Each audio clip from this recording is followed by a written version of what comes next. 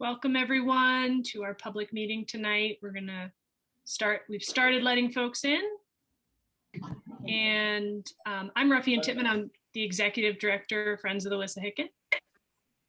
And we're so grateful to have everyone here tonight for our public meeting.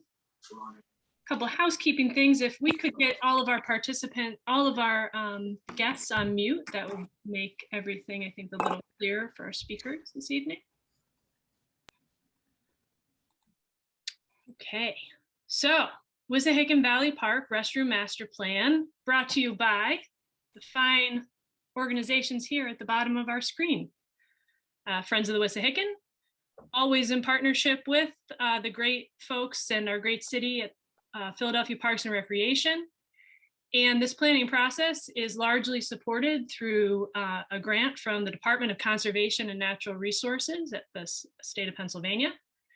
And we have a fabulous consulting team who will be leading most of the conversation tonight from NV5.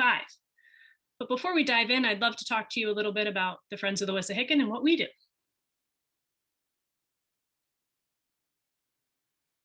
FOW, we're founded in 1924. We are a nonprofit that has almost 3,000 members, and we work officially in partnership on our stewardship efforts, capital projects, public education and engagement in partnership with Philadelphia Parks and Recreation for the Wissahickon Valley Park.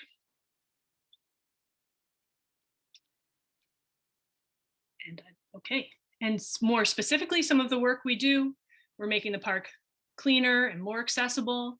We're going to conserve our woodlands, our meadows, our streams, stewarding our trails that lead you to many fabulous historic landmarks. And I would just ask if you could put on mute, that would be good. And we advocate for Philadelphia's parkland and the Wissahickon watershed specifically. Tonight is one of our major projects, and that is our restroom master plan. You can see some other work that we've done and find out more at our fabulous website, fow.org. And I also encourage you, if you haven't done so already, to download the FOW app available for both Apple and Android. And you'll find lots of great content there. And if you want to get more involved, so many great ways: become a member, become a challenger in the All Trails Challenge, volunteer at an upcoming event. So there you go. Go to the website, learn more. Right now, we're going to learn more about our restroom master plan. And for that, we have a wonderful team of folks. And the speaker tonight will be Rosa Mannon from NV5. And Rosa, welcome. Thank you so much for being here tonight and for the great efforts of NV5. We have a great team there: landscape architects, civil engineers, other great experts that helped us investigate toilets, restrooms. Excellent. So here we are. Thanks, Ruffian.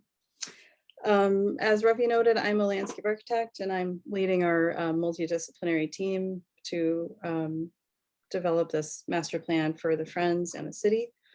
We're going to go through tonight. Ruffian's going to talk about why we're doing this restroom master plan, why it's important. I'll discuss a bit about what is a master plan and what are the outcomes of this project. Our process to date will overview the existing facilities in the park. We will look at updated visitor counts. The last visitor count was in 2011, 10 years ago. So we're happy to have some new numbers to think about in this well-loved urban park. We will overview our public survey results, talk about our next steps, and then we'll share with you our initial look at potential new facility locations, and then we'll open it up for questions and answers. Excellent.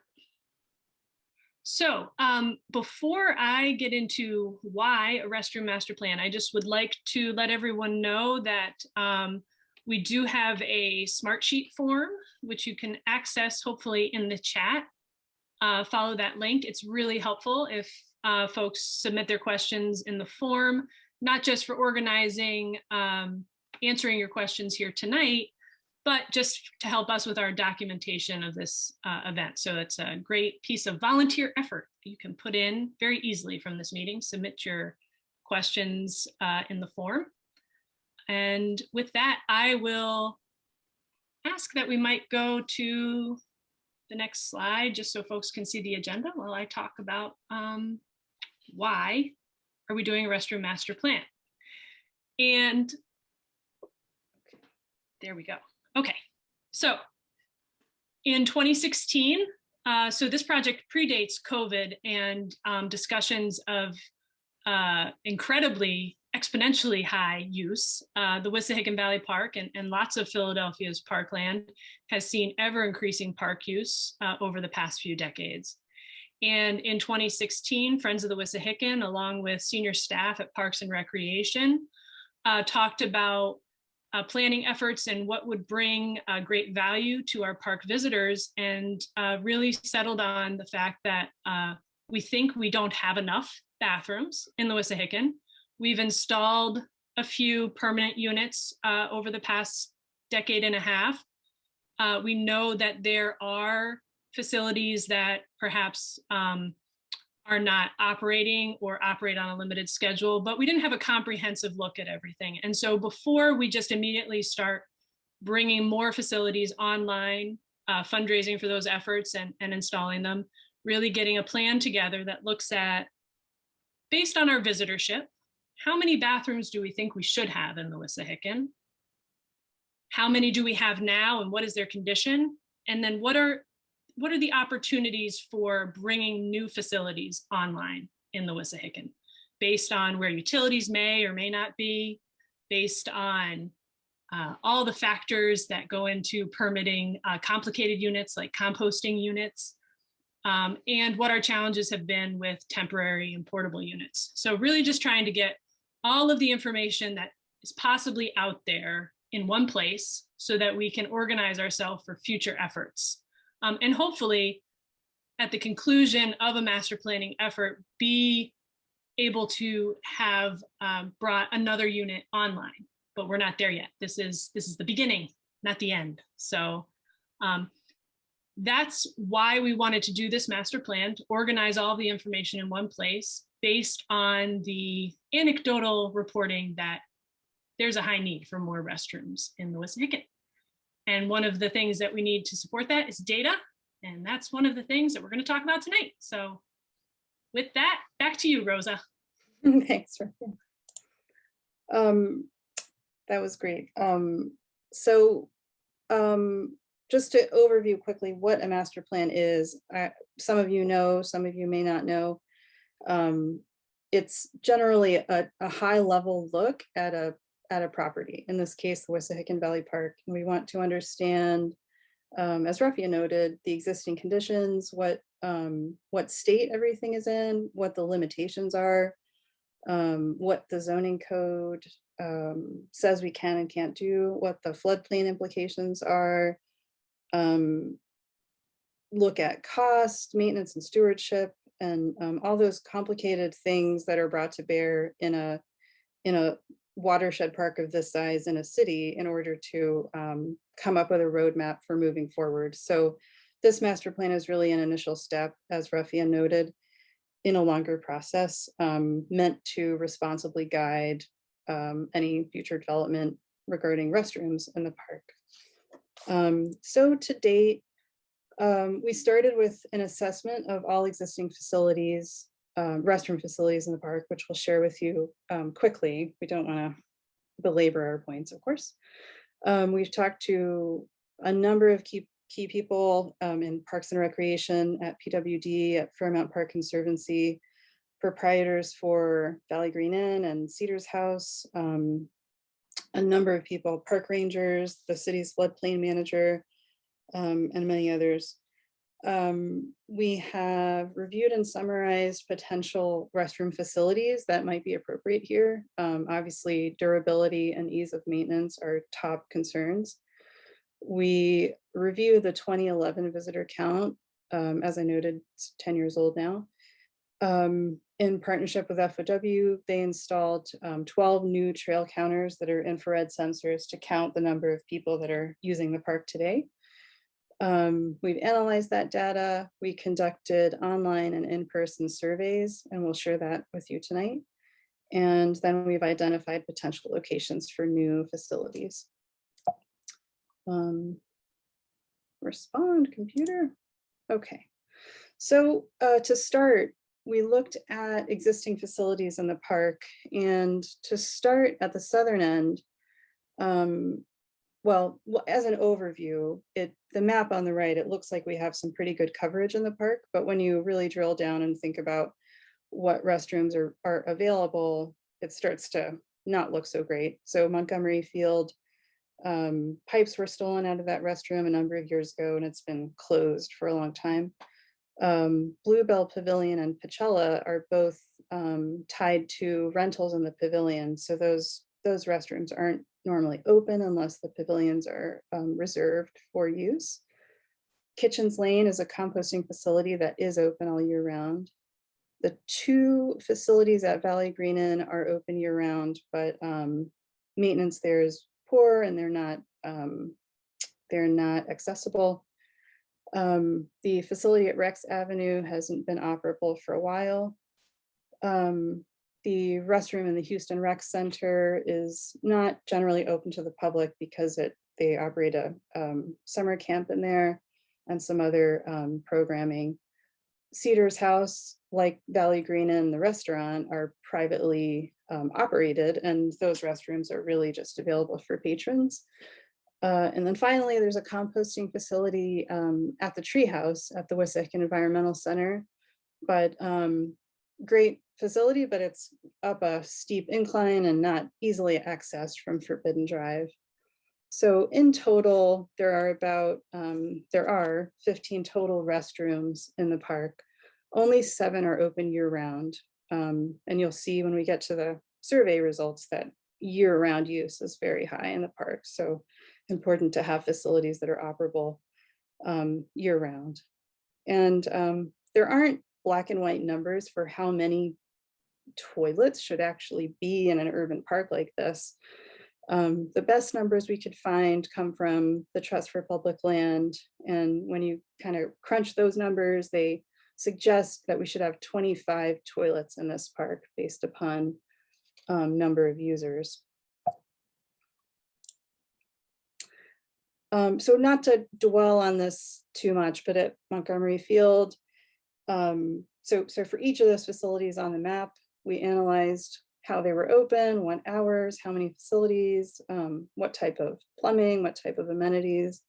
And then based on where they're located in the park, traffic, how much it would cost to renovate them, we ranked them low, medium, and high for worth spending limited dollars renovating. So for Montgomery Field, it's pretty far off the beaten track. So we rank that as a low. Bluebell and Pachella both are moderate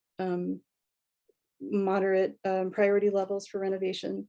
Kitchens is a high priority level and doesn't require much to make it accessible. It just needs a little bit of minor accessibility improvements. Trying to make my computer respond. Okay. Valley Green Inn, the public restrooms are a high priority. That area, of course, is extremely high use. We'll get into that in a bit more detail a little later. Rex Avenue is a kind of moderate priority level. Houston is low simply because it's part of a rec center and not easily available for most users. And the Treehouse facility, kind of a moderate priority level. It just needs slight improvements to the pathway to make it accessible for all users.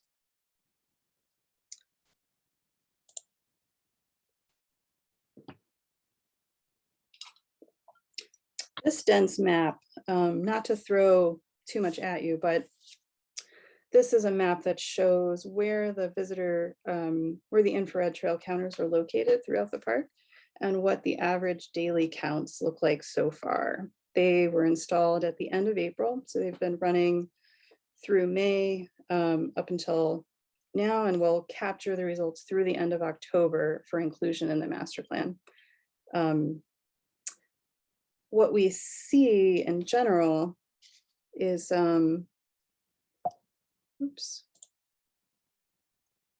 very high average counts at Bells Mill, Valley Green Inn, and the Bluestone Bridge, which is down in the south part of the park here, near 10 Box and Rittenhouse Town. And that's a big change from 2011. 10 years ago, in the Bluestone Bridge area, there were about 3.7 times less people using that entrance. So visitorship has really shifted towards the south, and the count at Northwestern has dropped, which is at the other end of the park, on the north side of the park. Bells Mill has seen an increase in average daily use by about 1.5 times. Valley Green Inn is about ×2. And as I mentioned, Bluestone Bridge is about 3.7 times what it used to be 10 years ago. So overall, the trend is definitely shifting towards higher use at the southern end of the park, which is the least served by public restroom facilities. And then we took the average daily visitor counts at each of these locations, and using feedback that we got from the digital survey, interpolated how many people might need to use a bathroom at each of these locations. So to overview the public survey results quickly, the survey was distributed electronically and through signs on the trail counters. We got a great number of responses, over 1,000 digital responses, only 3 in Spanish, but still. 90 in-person intercept surveys, which were completed at Bells Mill, Valley Green Inn, and the Bluestone Bridge. And we were happy to see that the age distribution was great, pretty even distribution across all ages, except for the 18 to 25 age range, which is typically hard to capture in surveys. Over half of respondents lived in park adjacent communities. Most people walk or run, about 30% cycle or mountain bike, and about 30% walk their dogs. Important for restroom planning is over 60% make regular year-round visits and come at least 1 to 2 times per month, which is, quite high. Even in the winter months, the park is getting a lot of visitors. People tend to spend less than 4 hours per visit. Most people spend about 1 to 2 hours. The vast majority visit with other adults, 24% with children. Most people drive, and about half enter and exit from a single entrance. And then getting into restroom use and need, it's fairly obvious, but it's good to have these numbers, which was the aim of the survey. Restroom need is very high. Restroom use is very low, as the table on the chart on the right shows. So clearly the data shows a lack of accessibility, and an overall restroom satisfaction is very low. 4% are very satisfied with restroom facilities that are currently in the park. Which is great for us to know, because obviously one of the goals of the master plan is to open accessibility of the park for a greater number of users. So the elderly or people with children, people that can't stay in a park if there aren't facilities to support their time there. We also wanted to poll whether people thought new restrooms were important, and of course an obvious response, or one that I expected, at least 57% thought it was very important. There was not much interest in a willingness to pay a small amount. We just wanted to throw that question out there. There was definitely concern that fees would limit access for people that are unable to pay.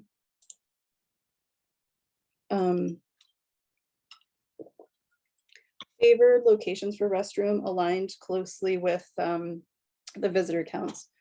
The greatest number of people wanted new permanent restroom facilities at Valley Green Inn, Bells Mill, Northwestern, and in the south part of the park at 10 Bucks and Rittenhouse Town. And all align also near parking lots, which makes a lot of sense. Preferred amenities for restrooms, the highest ranked is hand washing sinks, followed by water fountains and water bottle filling stations, and then accessibility. And as we'll talk about in a minute, public utilities in the park are not widespread through the park. So we are limited in terms of where public water is actually available. And then in the open comment section, there were some interesting points made.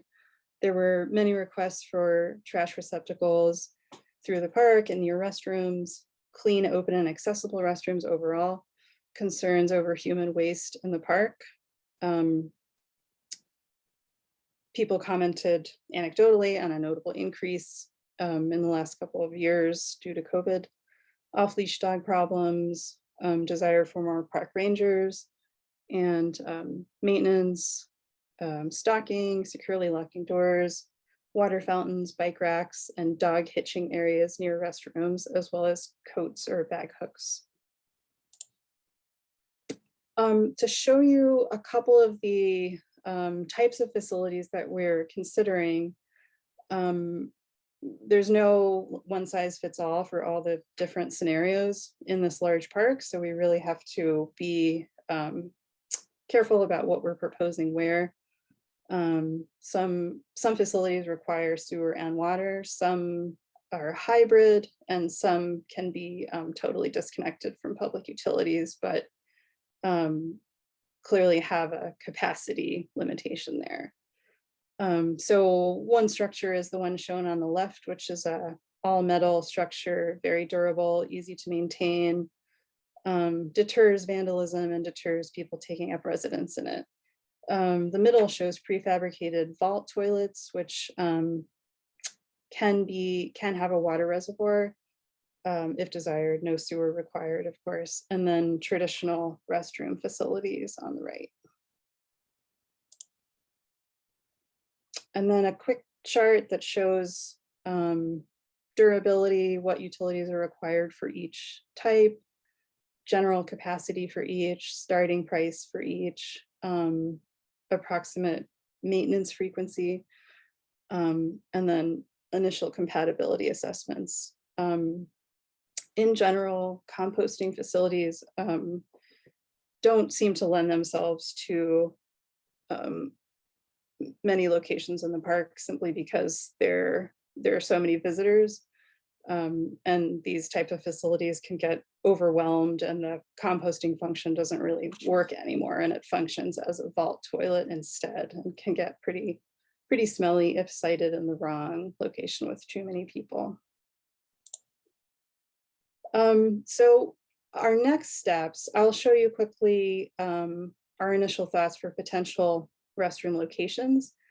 After that, we haven't gone there yet, but we need to look at cost. We need to look at operations and maintenance, stewardship, and really weigh the costs and benefits of each of these proposed locations to get to the next step. We hope to identify a pilot project, and then we hope to share our well-considered master plan at the second and final public meeting, which will either be in December or January. So this last set of slides shows you potential locations alongside the existing locations. The existing are called out in white boxes. The yellow are potential locations that we are studying. We've broken those into tier 1. There's some zoom ins in the next, so you don't have to squint too much at this tiny map. They're broken into tier 1 and tier 2 categories, tier 1 being the ones that we would recommend the most based upon visitor count, utility availability, and existing impervious. The main constraint in the park is that we can't and we don't want to add unnecessary impervious. The zoning code prohibits additional impervious surface, which is any paving that doesn't allow water to pass through, or new buildings. Doesn't allow any new impervious within 200 feet of any water bodies in the park. And we don't want to disturb any parts of the landscape that we don't need to disturb. So that becomes the major limiting factor for where we can place stuff. We're always looking for existing areas of impervious that we can site something without disturbing too much landscape, if any at all. So our proposed locations, potential locations, which I'll walk through in a minute, there are 14 potential tier 1 locations and 5 potential tier 2. We'd propose that all potential facilities could be open year-round. Electricity is plentiful through the park. It's the only utility that is plentiful, which will allow us to be year-round. Any new facility can accommodate ADA access and include baby changing stations. Where there is a water utility available, there could potentially be hand washing and water filling stations, but obviously only where there is the possibility of water, or where a water reservoir can be manually filled as needed. So to start at the south,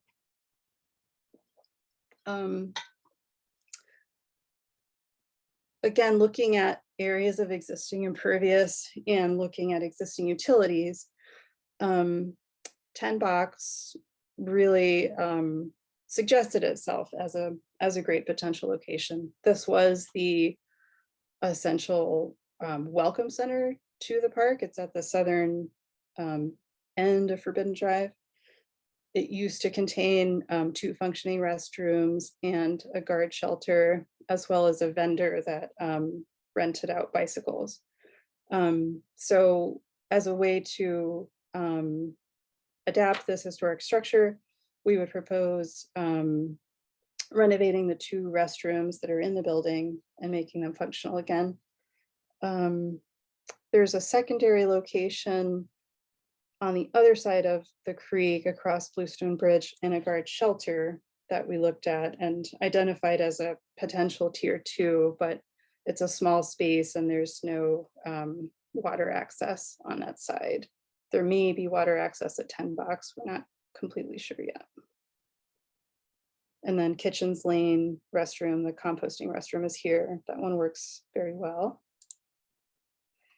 Moving up a bit, you can see the existing Bacella Pavilion restroom down here. Valley Green Inn is right here. This is one of the highest use areas in the park, as most people know. The lower lot, which is on the left here, is a tier 1 potential site, and it's located in the floodplain, but due to the heavy use here, it would recommend itself to having a restroom at grade with Forbidden Drive. So that, as I mentioned before, the 2 existing restrooms up the steps that are public, they're not accessible. I think they're about 6 steps to get up there. There's a small area in the warming shed that may lend itself to an accessible restroom while leaving the functionality of the rest of the space as it is. On the other side of the creek, in the upper lot, we're out of the floodplain, and we wouldn't need floodproofing materials up there as we would down here. There's a small spot in the existing parking lot that's next to the map kiosk and next to this fence, accessible to sewer, that would indicate serving the upper part of that lot.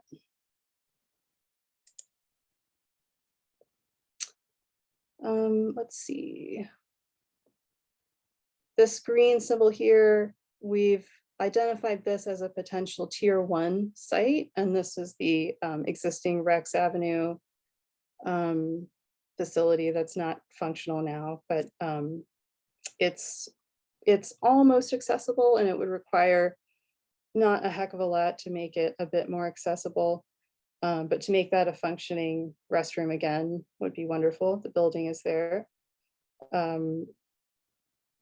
Utilities in this area seem plentiful, but we need to do a little more homework. There is water, sewer, and electricity in that location.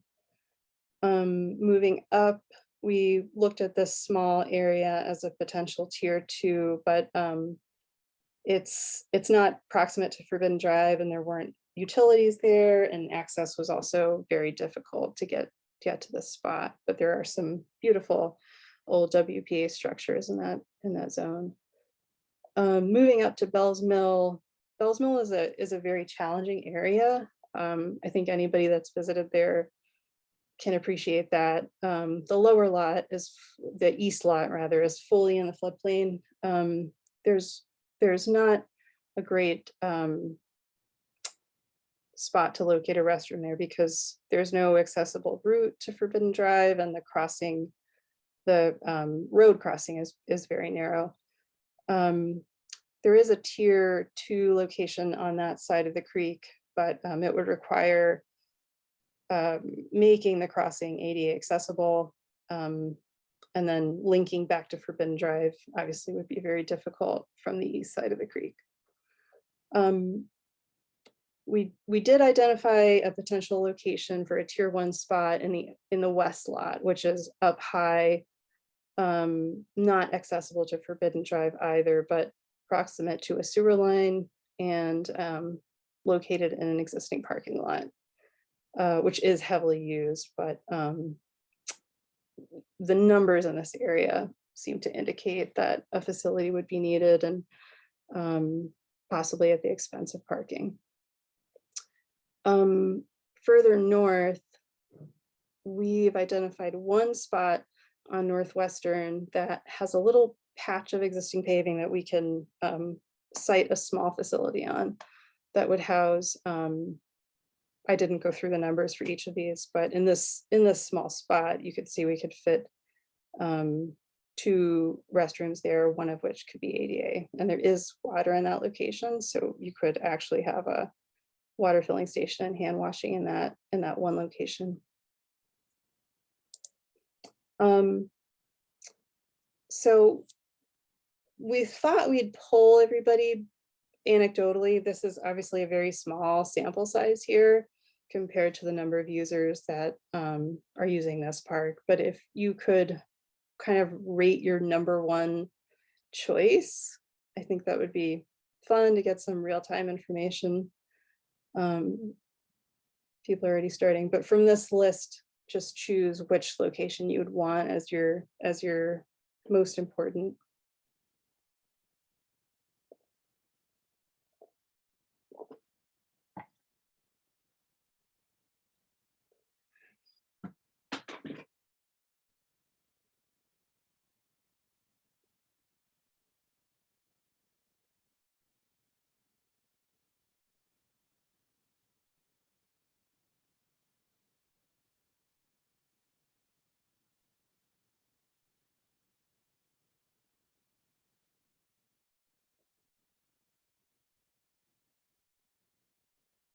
Interesting. Okay, so poll is stopped.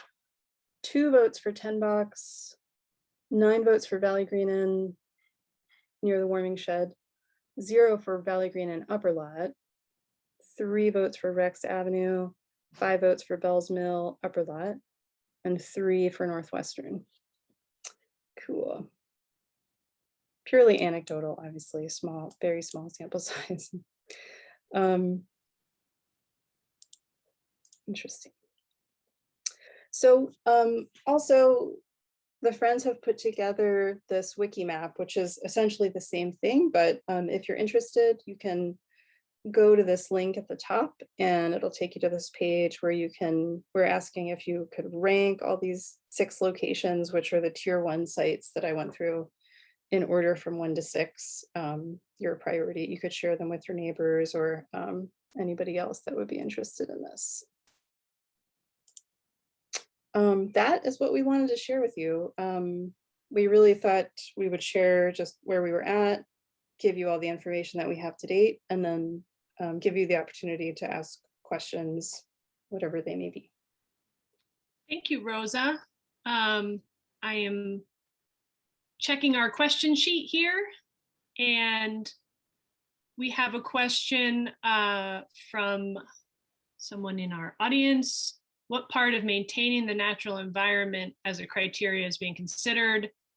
Just like with signs, there can be too many bathrooms that will impact the visitor experience to a natural area. So I think that goes back to your point on impervious, and we're really trying to stay within, of course, the guidelines that we advocate for outside of the park, as far as impervious being added. I think we're always balancing at FOW kind of this very question. But really, I think the answer is, where do we see the value of adding these amenities to improving not just the visitor's experience, but the landscape? So where are we keeping some of our human byproduct out of the landscape and in a facility?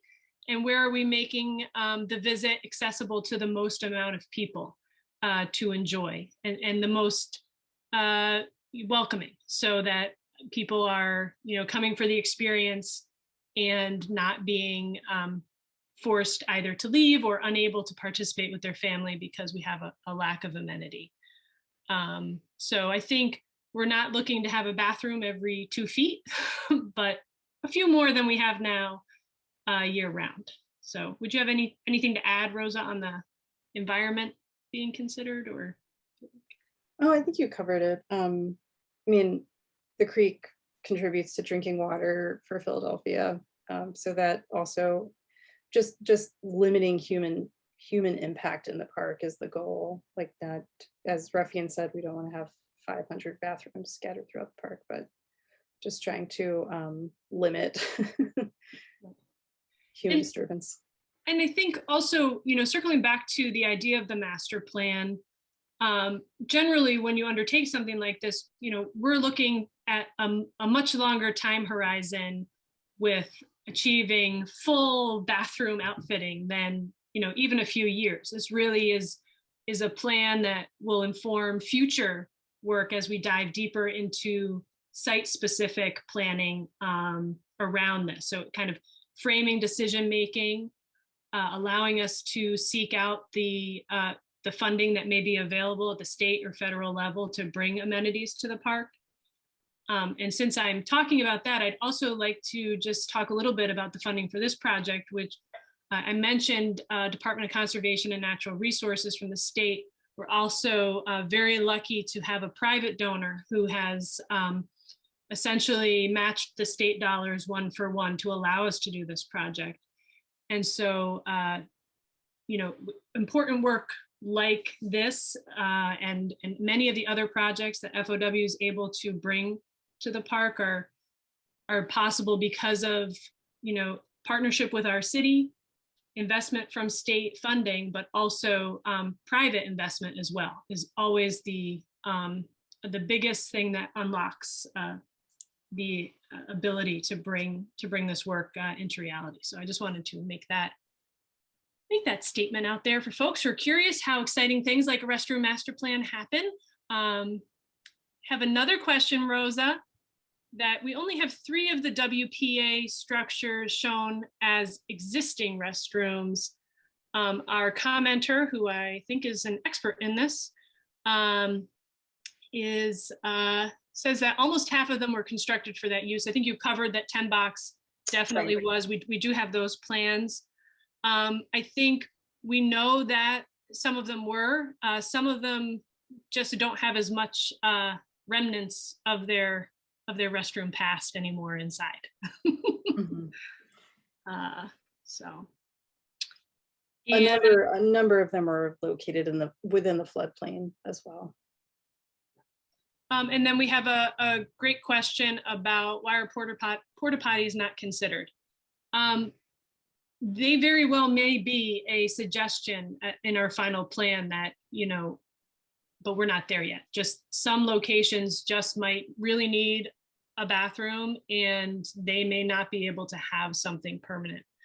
Porta potties face the same constraints that permanent facilities do, which is how many uses can they handle before they need some sort of servicing.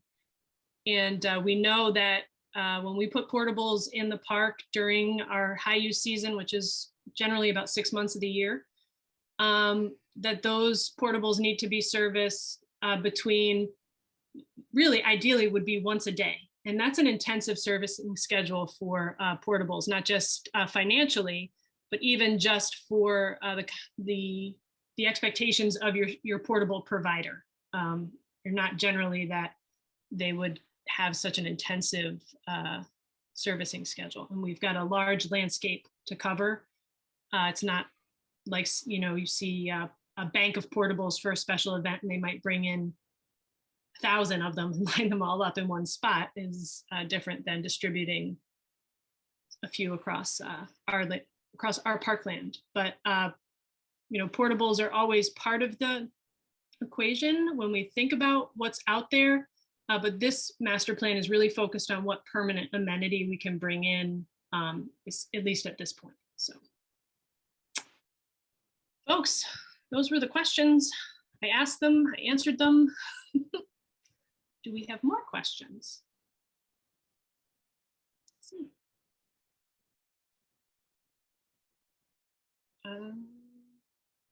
Don't so. We do? Yes, we do. I just hit refresh. Okay, great questions. Are we assuming attendance that we had during COVID will continue at a high level? So we see, I think, through the few repeat counters that we had in 2020, we had some traffic counters for cars, as well as the permanent DVR-PC counter that's along the bike path. When we look at that year over year, we can see that it's a little bit less visitation in 2021 than we had in 2020, or certainly our high intensity period is not lasting as long.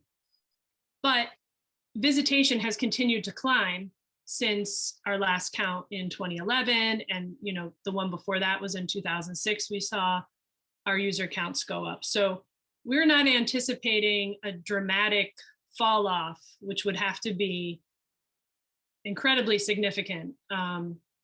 So I guess what I was saying is we were not meeting restroom demand prior to COVID. So while we might not see those same levels, we do think eventually we'll hit that, because every year we had been seeing more. Okay. Any thoughts on Rosa, this is one I'm going to let you answer. Okay. Any thoughts about a restroom near Forbidden Drive and Mount Airy Avenue Bridge? Let me go to the map.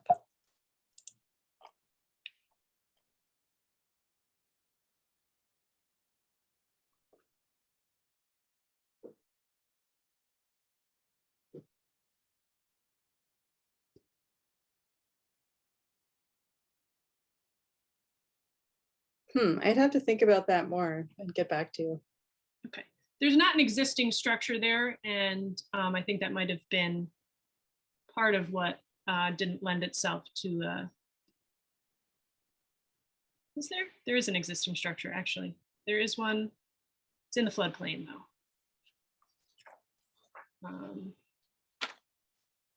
We'll take another look. Yeah. Where does the maintenance fall into the master plan?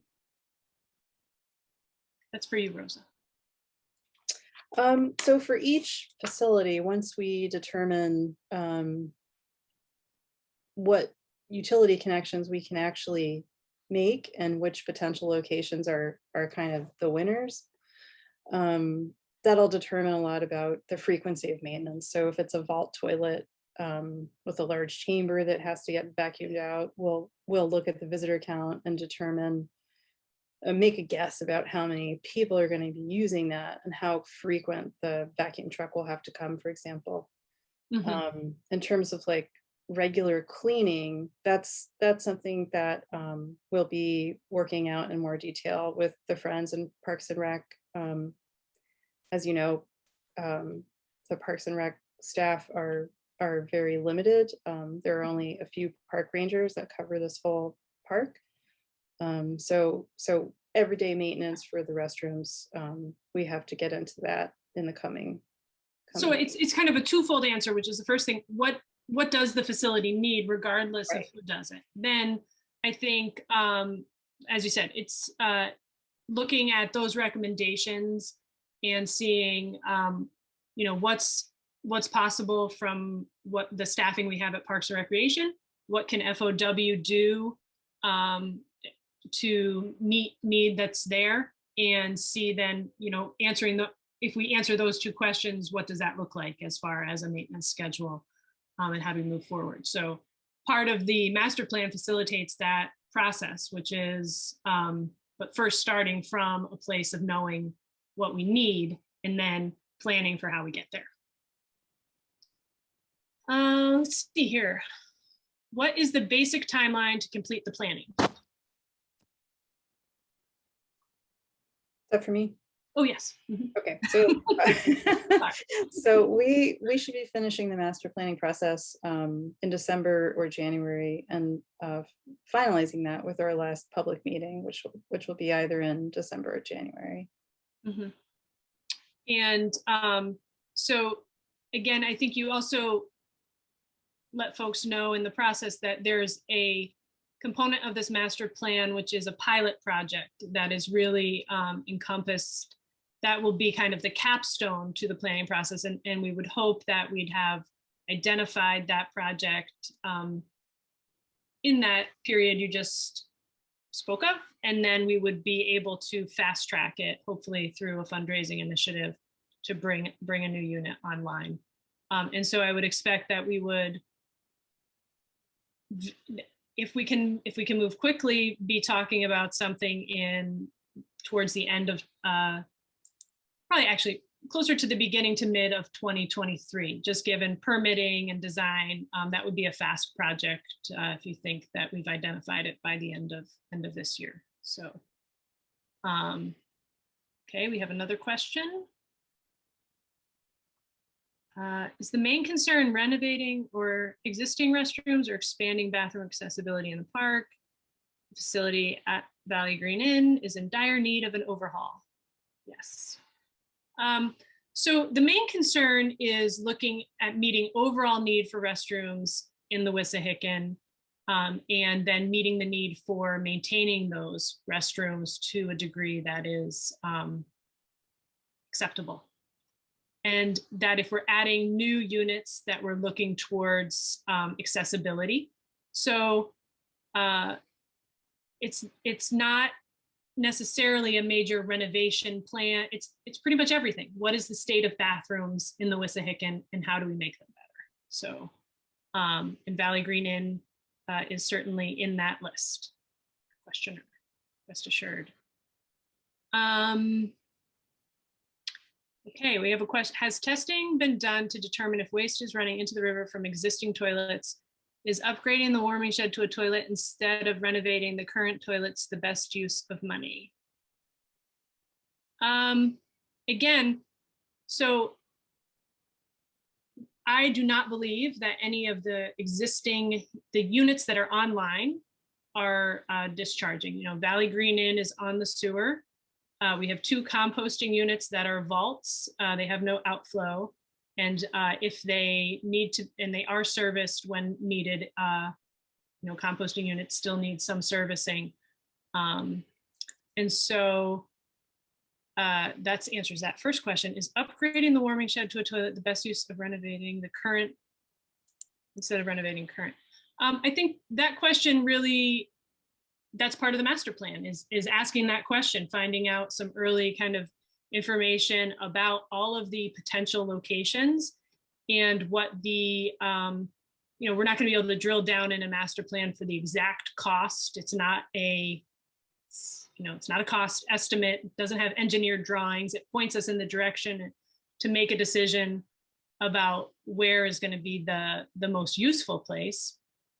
And then I would talk a little bit about just how we are able to bring projects to fruition in the Wissahickon. So the Friends of the Wissahickon, as I've mentioned previously, we've been able to bring grant funding from the state and private funding through fundraising together for this project. And that's how we do a lot of projects. And that kind of funding could be used potentially for upgrading current or installing new. It's not generally operational money for the ongoing life. And so that's coming up with the maintenance plan. But I think making those decisions about where is the best place to spend money is in fact why we're doing the master plan. Also, I just want to note quickly that in that particular spot at Valley Green, the existing restrooms are totally inaccessible if you're disabled or elderly.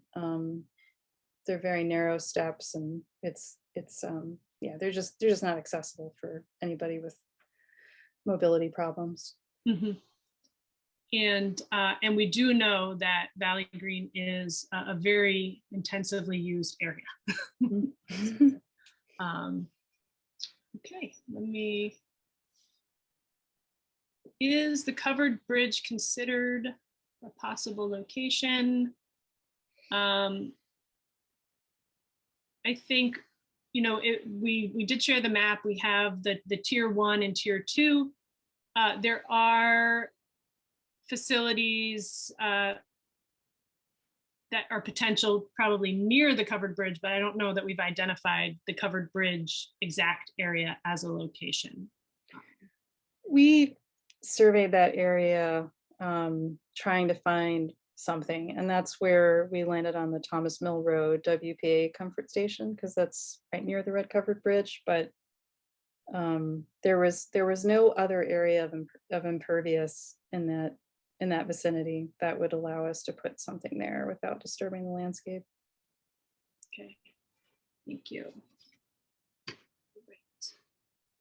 I think with that, we have reached the end of the questions. So folks, if you had a final question, your time is running out, but you might still be able to squeak one in. I'm refreshing my sheet. Rosa, any final thoughts for the group? No, thanks for listening and thanks for being here. Obviously everybody that's here cares deeply about the park to hear us talk about restrooms for that long. Yeah, an hour on a Tuesday night. We really appreciate everyone for participating. The public meeting is a key component to the master planning process.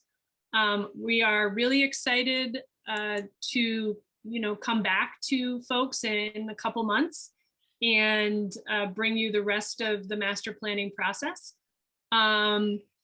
and hopefully be able to be talking about a pilot project.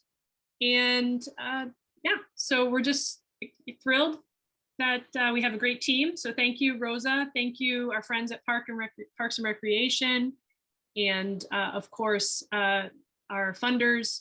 We couldn't do this without them, and all of our members. So I'll also remind folks, if you think of a question that you wish you had asked, you can still submit those on the wiki map that was shown earlier. And I think if you missed that link, we can always follow up, or you can reach out to the FOW staff and we can get that out to you. So I think this concludes our public meeting, and I thank everyone for being here. And we'll see you again in a few months to talk bathrooms again. All right. Oh, the link is in the comments, I'm being told. The link to the wiki map, it's in the comments. All right, folks. Thank you. All right, thanks, Rosa. Everyone have a good night. You too.